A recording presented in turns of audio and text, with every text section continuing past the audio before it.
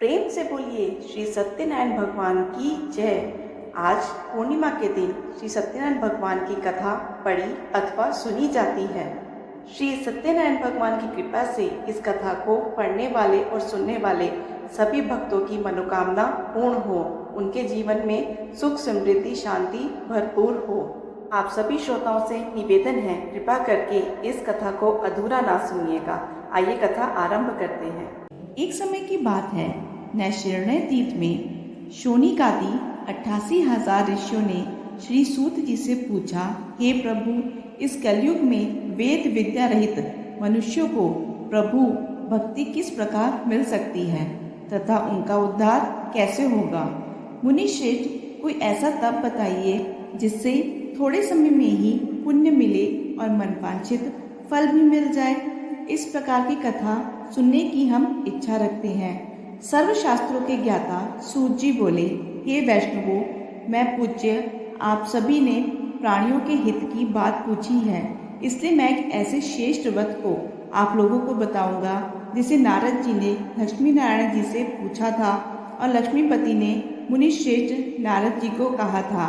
आप सभी इसे ध्यान से सुनिए।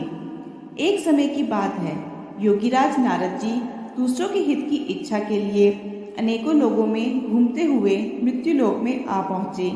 यहाँ उन्होंने अनेक योनियों में जन्मे प्राय सभी मनुष्यों को अपने कर्मों द्वारा अनेकों दुखों से पीड़ित देखा। उनका दुख देख नारद जी सोचने लगे कि ऐसा यत्न किया जाए कि जिससे करने से निश्चित रूप से मानव के दुखों का अंत हो जाए। इसी विचार पर मनन करते हुए वह विष्णु लोक में गए। वहां वह देवों के ईश भगवान नारायण की स्तुति करने लगे, जिनके हाथों में शंख चक्र गदा और पद्म थे, गले में वरमाला पहने हुए थे। स्तुति करते हुए नारद जी बोले, हे भगवान, आप अत्यंत शक्ति से संपन्न हैं। मन तथा वाणी भी आपको नहीं पा सकती। आपका आदि मध्य तथा अंत नहीं है। निर्गुण स्वरूप सृष्टि के कारण भक्तों के दुख को दूर करने वाले आपको मेरा नमस्कार है। नारद जी की स्तुति सुन विष्णु भगवान बोले, हे मुनि श्रेष्ठ, आपके मन में क्या बात है? आप किस काम के लिए पधारे हैं, उसे निसंकोच कहो। इस पर नारद जी बोले कि मृत्यु लोक में अनेक योनियों में जन्मे मनुष्य अपने कर्मों के द्वारा अनेक दुखों से दुखी हो रहे हैं। हे नाथ, आप मुझ पर दया करते हैं तो बताइए कि वह मनुष्य थोड़े प्रयास से ही अपने दुखों से कैसे छुटकारा पा सकते हैं। श्री हरि बोले, हे नारद, मनुष्यों की भलाई के लिए तुमने बहुत अच्छी बात पूछी है। जिसके करने से मनुष्य मोह से छूट जाता है, वह बात मैं कहता हूँ, उसे सुनो। स्वर्ग लोक व मृत्यु लोक दोनों में एक दुर्लभ उत्तम व्रत है जो पुण्य देने वाला है। आज प्रेम वश होकर मैं उसे तुमसे कहता हूँ। श्री सत्यनारायण भगवान की यह व्रत अच्छी तरह विधान पूर्वक करके मनुष्य तुरंत ही यहाँ सुख भोग कर मरने पर मोक्ष पाता है। श्री हरि के वचन सुनकर नारद जी बोले कि उस व्रत का फल क्या है और उसका विधान क्या है। यह व्रत किसने किया था? इस व्रत को किस दिन करना चाहिए? सभी कुछ विस्तार से बताइए। नारद जी की बात सुनकर श्री हरि बोले, दुख व शोक को दूर करने वाला यह व्रत सभी स्थानों पर विजय दिलाने वाला है। मानव को भक्ति व श्रद्धा के साथ शाम को सत्यनारायण की पूजा धर्मपरायण होकर ब्राह्मणों व बंधुओं के साथ करनी चाहिए। भक्ति भाव से ही नैवेद्य, केले का फल, घी, दूध और गेहूं के आटे का सवाया ले। गेहूं के स्थान पर साठी का आटा, शक्कर तथा गुड़ लेकर भी सभी भक्षण योग्य पदार्थों को मिलाकर भगवान का भोग लगाएं। ब्राह्मणों सहित बंधु बांधवों को भी भोजन कराएं। इसके बाद स्वयं भोजन करें। भजन कीर्तन के साथ भगवान की भक्ति में लीन हो जाएं। इस तरह से सत्यनारायण भगवान का यह व्रत करने पर मनुष्य की सारी इच्छाएं निश्चित रूप से पूरी होती हैं। इस कलिकाल अर्थात कलयुग में मृत्यु लोक में मोक्ष का यही एक सरल उपाय बताया गया है। इति श्री सत्यनारायण व्रत कथा का प्रथम अध्याय संपूर्ण। श्री सत्यनारायण कथा द्वितीय अध्याय। सूत जी बोले, हे ऋषियों, जिसने पहले समय में इस व्रत को किया था उसका इतिहास कहता हूँ। ध्यान से सुनो। सुंदर काशीपुर नगरी में एक अत्यंत निर्धन ब्राह्मण रहता था। भूख प्यास से परेशान वह धरती पर घूमता रहता था। ब्राह्मणों से प्रेम करने वाले भगवान ने एक दिन ब्राह्मण का वेश धारण कर उसके पास जाकर पूछा, हे विप्र, नित्य दुखी होकर तुम पृथ्वी पर क्यों घूमते हो? दीन ब्राह्मण बोला, मैं निर्धन ब्राह्मण हूँ, भिक्षा के लिए धरती पर घूमता हूँ। हे भगवान, यदि आप इसका कोई उपाय जानते हो तो बताइए। विद ब्राह्मण कहते हैं कि सत्यनारायण भगवान मनोवांछित फल देने वाले हैं, इसलिए तुम उनका पूजन करो। इसे करने से मनुष्य सभी दुखों से मुक्त हो जाता है। वृद्ध ब्राह्मण बनकर आए सत्यनारायण भगवान उस निर्धन ब्राह्मण को व्रत का सारा विधान बताकर अंतर्ध्यान हो गए। ब्राह्मण मन ही मन सोचने लगा कि जिस व्रत को विद ब्राह्मण करने का कह गए हैं मैं उसे जरूर करूँगा। यह निश्चय करने के बाद उसे रात में नींद नहीं आई। वह सवेरे उठकर सत्यनारायण भगवान के व्रत का निश्चय कर भिक्षा के लिए चला गया। उस दिन निर्धन ब्राह्मण को भिक्षा में बहुत धन मिला, जिससे उसने बंधु बांधवों के साथ मिलकर श्री सत्यनारायण भगवान का व्रत संपन्न किया। भगवान सत्यनारायण का व्रत संपन्न करने के बाद वह निर्धन ब्राह्मण सभी दुखों से छूट गया और अनेक प्रकार की संपत्तियों से युक्त हो गया। उसी समय से यह ब्राह्मण हर माह इस व्रत को करने लगा। इस तरह से सत्यनारायण भगवान के व्रत को जो मनुष्य करेगा वह सभी प्रकार के पापों से छूटकर मोक्ष को प्राप्त होगा। जो मनुष्य इस व्रत को करेगा वह भी सभी दुखों से मुक्त हो जाएगा।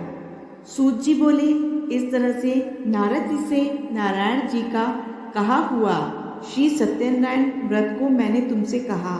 हे विप्रो, मैं अब और क्या कहूँ? ऋषि बोले, हे मुनिवर, संसार में उस विप्र से सुनकर और किस किस ने इस व्रत को किया, हम सब इस बात को सुनना चाहते हैं। इसके लिए हमारे मन में श्रद्धा का भाव है। सूत जी बोले, हे मुनियों, जिस जिसने इस व्रत को किया वह सब सुनो। एक समय वही विप्र धन व ऐश्वर्य के अनुसार अपने बंधु बांधवों के साथ इस व्रत को करने को तैयार हुआ। उसी समय एक लकड़ी बेचने वाला बूढ़ा आदमी आया और लकड़ियां बाहर रखकर अंदर ब्राह्मण के घर में गया। प्यास से दुखी वह लकड़हारा उनको व्रत करते देख विप्र को नमस्कार कर पूछने लगा कि आप यह क्या कर रहे हैं तथा इसे करने से क्या फल मिलेगा, कृपया मुझे भी बताइए। ब्राह्मण ने कहा कि सब मनोकामनाओं को पूर्ण करने वाला यह सत्यनारायण भगवान का व्रत है। इसकी कृपा से ही मेरे घर में धन्य धान्य आदि की वृद्धि हुई है। विप्र से सत्यनारायण व्रत के बारे में जानकर लकड़हारा बहुत प्रसन्न हुआ। चरणामृत लेकर और प्रसाद खाने के बाद वह अपने घर गया। लकड़हारे ने अपने मन में संकल्प किया कि आज लकड़ी बेचने से जो धन मिलेगा उसी से श्री सत्यनारायण भगवान का उत्तम व्रत करूंगा। मन में इस विचार को लेकर बूढ़ा आदमी सिर पर लकड़ियां रख उस नगर में बेचने को गया जहां धनी लोग ज्यादा रहते थे। उस नगर में उसे अपनी लकड़ियों का दाम पहले से 4 गुना अधिक मिलता है। बूढ़ा प्रसन्नता के साथ दाम लेकर केले, शक्कर, घी, दूध, दही और गेहूं का आटा ले और सत्यनारायण भगवान के व्रत की अन्य सामग्रियां लेकर अपने घर गया। वहां उसने अपने बंधु बांधवों को बुलाकर विधि विधान से सत्यनारायण भगवान का पूजन और व्रत किया। इस व्रत के प्रभाव से वह बूढ़ा लकड़हारा धन, पुत्र आदि से युक्त होकर संसार के समस्त सुख भोग अंतकाल में वैकुंठ धाम चला गया। इति श्री सत्यनारायण व्रत कथा का द्वितीय अध्याय संपूर्ण। श्री सत्यनारायण कथा तृतीय अध्याय। सूत जी बोले, हे श्रेष्ठ मुनियों, अब आगे की कथा कहता हूँ। पहले समय में उल्कामुख नाम का एक बुद्धिमान राजा था। वह सत्यवता और जितेंद्रिय था। प्रतिदिन देवस्थानों पर जाता था और निर्धनों को धन देकर उनके कष्ट दूर करता था। उसकी पत्नी कमल के समान मुख वाली तथा सती साध्वी थी। भद्रशिला नदी के तट पर उन दोनों ने श्री सत्यनारायण भगवान का व्रत किया। उसी समय साधु नाम का एक वैश्य आया। उसके पास व्यापार करने के लिए बहुत सा धन भी था। राजा को व्रत करते देखकर वह विनय के साथ पूछने लगा, हे राजन, भक्ति भाव से पूर्ण होकर आप यह क्या कर रहे हैं? मैं इससे सुनने की इच्छा रखता हूँ, तो आप मुझे बताइए। राजा बोला, हे साधु, अपने बंधु बांधवों के साथ पुत्रादि की प्राप्ति के लिए एक महाशक्तिमान श्री सत्यनारायण भगवान का व्रत व पूजन कर रहा हूँ। राजा के वचन सुनकर साधु आदर से बोला, हे राजन, मुझे इस व्रत का सारा विधान कहिए। आपके कथानुसार मैं भी इस व्रत को करूँगा। मेरी भी संतान नहीं है और इस व्रत को करने से निश्चित रूप से मुझे संतान की प्राप्ति होगी। राजा से व्रत का सारा विधान सुन व्यापार से निवृत्त हो वह अपने घर गया। साधु वैश्य ने अपनी पत्नी को संतान देने वाले इस व्रत का वर्णन कह सुनाया और कहा कि जब मेरी संतान होगी तब मैं इस व्रत को करूँगा। साधु ने इस तरह के वचन अपनी पत्नी लीलावती से कहे। एक दिन लीलावती पति के साथ आनंदित हो संसारिक धर्म से प्रवृत्त होकर सत्यनारायण भगवान की कृपा से गर्भवती हो गई। 10वें महीने में उसके गर्भ से एक सुंदर कन्या ने जन्म लिया। दिनों दिन में ऐसे बढ़ने लगी जैसे कि शुक्ल पक्ष का चंद्रमा बढ़ता है। माता पिता ने अपनी कन्या का नाम कलावती रखा। एक दिन लीलावती ने मीठे शब्दों में अपने पति को याद दिलाया कि आपने सत्यनारायण भगवान के जिस व्रत को करने का संकल्प किया था उसे करने का समय आ गया है। आप इस व्रत को करिए। साधु बोला कि हे प्रिय, इस व्रत को मैं उसके विवाह पर करूँगा। इस प्रकार अपनी पत्नी को आश्वासन देकर वह नगर को चला गया। कलावती पिता के घर में रह रही दिनों दिन बड़ी होने लगी। साधु ने एक बार नगर में अपनी कन्या को सखियों के साथ देखा तो तुरंत ही दूत को बुलाया और कहा कि मेरी कन्या के लिए योग्य वर देखकर आओ। साधु की बात सुनकर दूत कंचन नगर में पहुंचा और वहां देखभाल कर लड़की के सुयोग्य वाणिक पुत्र को ले आया। सुयोग्य लड़के को देख साधु ने बंधु बांधवों को बुलाकर अपनी पुत्री का विवाह कर दिया। लेकिन दुर्भाग्य की बात ये थी कि साधु ने अभी भी श्री सत्यनारायण भगवान का व्रत नहीं किया। इस पर श्री भगवान क्रोधित हो गए और श्राप दिया कि साधु को अत्यधिक दुख मिले। अपने कार्य में कुशल साधु बनिया जमाई को लेकर समुद्र के पास स्थित होकर रत्नासारपुर नगर में गया। वहां जाकर दामाद ससुर दोनों मिलकर चंद्रकेतु राजा के नगर में व्यापार करने लगे। एक दिन भगवान सत्यनारायण की माया से एक चोर राजा का धन चुराकर भाग रहा था। उसने राजा के सिपाहियों को अपना पीछा करते देखा तो उसने चुराया हुआ सारा धन वहां रख दिया जहां साधु अपने जमाई के साथ ठहरा हुआ था। राजा के सिपाहियों ने साधु वैश्य के पास राजा का धन पड़ा देखा तो वह ससुर जमाई दोनों को बांधकर प्रसन्नता से राजा के पास ले गए और कहा कि उन दोनों चोरों को हमने पकड़ लिया है, आप आगे की कार्यवाही की आज्ञा दें। राजा की आज्ञा से उन दोनों को कठिन कारावास में डाल दिया गया और उनका सारा धन भी छीन लिया गया। श्री सत्यनारायण भगवान के शाप से साधु की पत्नी भी बहुत दुखी हुई। घर में जो धन रखा था उसे चोर चुरा के ले गए। शारीरिक तथा मानसिक पीड़ा व भूख प्यास से अति दुखी हो अन्न की चिंता में कलावती एक ब्राह्मण के घर गई। वहां उसने श्री सत्यनारायण भगवान का व्रत होते हुए देखा, फिर कथा भी सुनी। वह प्रसाद ग्रहण कर रात को घर वापिस आई। माता ने कलावती से पूछा कि हे पुत्री, अब तक तुम कहाँ थी, तेरे मन में क्या है? कलावती ने अपनी माता से कहा, हे माता, मैंने एक ब्राह्मण के घर में श्री सत्यनारायण भगवान का व्रत देखा है। कन्या के वचन सुन लीलावती भगवान के पूजन की तैयारी करने लगी। लीलावती ने परिवार व बंधुओं सहित सत्यनारायण भगवान का पूजन किया और उनसे वर मांगा कि मेरे पति तथा जमाई शीघ्र घर आ जाएं। साथ ही यह भी प्रार्थना करी कि हम सबका अपराध क्षमा करें। श्री सत्यनारायण भगवान इस व्रत से संतुष्ट हो गए और राजा चंद्रकेतु को सपने में दर्शन देकर कहा, हे राजन, तुम उन दोनों वैश्यों को छोड़ दो और तुमने उनका जो धन लिया है उसे वापस कर दो। अगर तुमने ऐसा नहीं किया तो मैं तुम्हारा धन, राज्य व संतान सभी को नष्ट कर दूंगा। राजा को यह कहकर भगवान अंतर्ध्यान हो गए। प्रातःकाल सभा में राजा ने अपना सपना सुनाया। फिर बोले कि बाणिक पुत्रों को कैद से मुक्त कर सभा में लाओ। दोनों ने आते ही राजा को प्रणाम किया। राजा मीठी वाणी में बोला, एक महानुभावो, भाग्यवश ऐसा कठिन दुख तुम्हें प्राप्त हुआ है, लेकिन अब तुम्हें कोई भय नहीं है। ऐसा कह राजा ने उन दोनों को नए वस्त्र भूषण भी पहनाए और जितना धन उनका लिया था उससे दोगुना धन वापस कर दिया। दोनों वैश्य अपने घर को चल दिए। इति श्री सत्यनारायण व्रत कथा का तृतीय अध्याय संपूर्ण। श्री सत्यनारायण कथा चतुर्थ अध्याय। सूत जी बोले, वैश्य ने मंगलाचार कर अपनी यात्रा आरंभ की और अपने नगर की ओर चल दिए। उनके थोड़ी दूर जाने पर एक दंडी वेशधारी श्री सत्यनारायण ने उनसे पूछा कि हे साधु, तेरी नाव में क्या है? अभिमानी वाणिक हंसता हुआ बोला, हे दंडी, आप क्यों पूछते हो? क्या धन लेने की इच्छा है? मेरी नाव में तो बेल व पत्ते भरे हुए हैं। वैश्य के कठोर वचन सुन भगवान बोले, तुम्हारा वचन सत्य हो। दंडी ऐसे वचन कह वहां से दूर चले गए। कुछ दूर जाकर समुद्र के किनारे बैठ गए।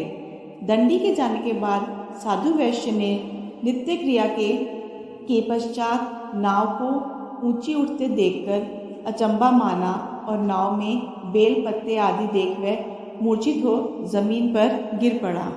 मूर्छा खुलने पर वह अत्यंत शोक में डूब गया। तब उसका दामाद बोला कि आप शोक ना मनाएं, यह दंडी का शाप है, इसलिए हमें उनकी शरण में जाना चाहिए, तभी हमारी मनोकामना पूरी होगी। दामाद की बात सुनकर वह दंडी के पास पहुंचा और अत्यंत भक्ति भाव से नमस्कार करके बोला, मैंने आपसे जो असत्य वचन कहे थे उनके लिए मुझे क्षमा करें। ऐसा कहकर महान शोकातुर हो रोने लगा। तब दंडी भगवान बोले, हे वाणिक पुत्र, मेरी आज्ञा से बार बार तुम्हें दुख प्राप्त हुआ है। तू मेरी पूजा से विमुख हुआ है। साधु बोला, हे भगवान, आपकी माया से ब्रह्मा आदि देवता भी आपके रूप को नहीं जानते, तब मैं ज्ञानी कैसे जान सकता हूँ? आप प्रसन्न होइए, अब मैं सामर्थ्य के अनुसार आपकी पूजा करूँगा। मेरी रक्षा करो और पहले के समान नौका में धन भर दें। साधु वैश्य के भक्ति पूर्वक वचन सुनकर भगवान प्रसन्न हो गए और उसकी इच्छा अनुसार वरदान देकर अंतर्ध्यान हो गए। ससुर जमाई जब नाव पर आए तो नाव धन से भरी हुई थी। वही अपने अन्य साथियों के साथ सत्यनारायण भगवान का पूजन कर अपने नगर को चल दिए। जब नगर के नजदीक पहुंचे तो दूत को घर पर खबर करने के लिए भेज दिया। दूत साधु की पत्नी को प्रणाम कर कहता है कि मालिक अपने दामाद सहित नगर के निकट आ गए हैं। दूत की बात सुन साधु की पत्नी लीलावती ने बड़े हर्ष के साथ सत्यनारायण भगवान का पूजन कर अपनी पुत्री कलावती से कहा कि मैं अपने पति के दर्शन को जाती हूँ, तू कार्य पूर्ण कर शीघ्र आ जा। माता के ऐसे वचन सुनकर कलावती जल्दी से प्रसाद छोड़ अपने पति के पास चली गई। प्रसाद की अवज्ञा के कारण श्री सत्यनारायण भगवान रुष्ट हो गए और नाव सहित उसके पति को पानी में डुबो दिया। कलावती अपने पति को आना पाकर रोती हुई जमीन पर गिर गई। नौका को डूबा हुआ देख व कन्या को रोता देख साधु दुखी होकर बोला कि हे प्रभु, मुझसे तथा मेरे परिवार से जो भूल हुई है उसे क्षमा करें। साधु के दीन वचन सुनकर श्री सत्यनारायण भगवान प्रसन्न हो गए और आकाशवाणी हुई, हे साधु, तेरी कन्या मेरे प्रसाद को छोड़कर आई है, इसलिए उसका पति अदृश्य हो गया है। यदि वह घर जाकर प्रसाद खाकर लौटती है तो इसे इसका पति अवश्य मिलेगा। ऐसी आकाशवाणी सुन कलावती घर पहुंचकर प्रसाद ग्रहण करती है और फिर आकर अपने पति के दर्शन करती है। उसके बाद साधु अपने बंधुओं बांधवों सहित श्री सत्यनारायण भगवान का विधि विधान से पूजन करता है तथा इस लोक में सुख भोग व अंत में स्वर्ग को जाता है। श्री सत्यनारायण व्रत कथा का चतुर्थ अध्याय संपूर्ण। श्री सत्यनारायण कथा पंचम अध्याय। सूत जी बोले, हे ऋषियों, मैं और भी एक कथा सुनाता हूँ, उसे भी ध्यानपूर्वक सुनो। प्रजापालन में लीन तुंगध्वज नाम का एक राजा था। उसने भी भगवान का प्रसाद त्याग कर बहुत ही दुख सहन किया। एक बार वन में जाकर वन्य पशुओं को मारकर वह बड़ के पेड़ के नीचे आया। वहां उसने ग्वालों को भक्ति भाव से अपने बंधुओं सहित सत्यनारायण भगवान का पूजन करते देखा। अभिमानवश राजा ने उन्हें देखकर भी पूजा स्थान में नहीं गया और ना ही उसने भगवान को नमस्कार किया। ग्वाला ने राजा को प्रसाद दिया, लेकिन उसने वह प्रसाद नहीं खाया और प्रसाद को वहीं छोड़कर वह अपने नगर को चला गया।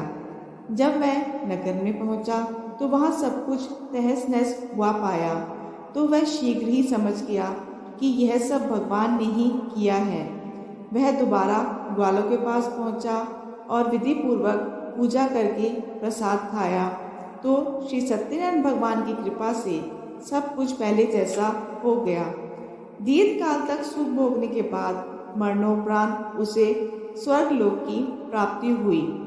जो मनुष्य परम दुर्लभ इस व्रत को करेगा तो भगवान सत्यनारायण की अनुकंपा से उसे धन्य धान्य की प्राप्ति होगी। निर्धन धनी हो जाता है और भयमुक्त हो जीवन जीता है। संतानहीन मनुष्य को संतान सुख मिलता है और सारे मनोरथ पूर्ण होने पर मानव अंतकाल में वैकुंठ धाम को जाता है।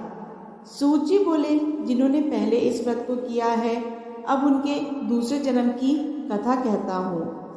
वृद्ध शंतानंद ब्राह्मण ने सुदामा का जन्म लेकर मोक्ष की प्राप्ति करी। लक्कड़हारे ने अगले जन्म में निषाद बनकर मोक्ष प्राप्त किया। उल्कामुख नाम का राजा दृष्टत होकर वैकुंठ को गए।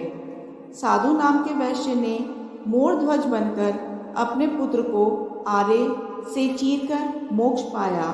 महाराज तुंगध्वज ने स्वयंभू होकर भगवान में भक्ति युक्त हो कर्म कर मोक्ष पाया। इति श्री सत्यनारायण व्रत कथा का पंचम अध्याय संपूर्ण। आशा है आपको ये वीडियो पसंद आई होगी। वीडियो को लाइक शेयर ज़रूर कीजिएगा और चैनल को सब्सक्राइब करना ना भूलिएगा। धन्यवाद।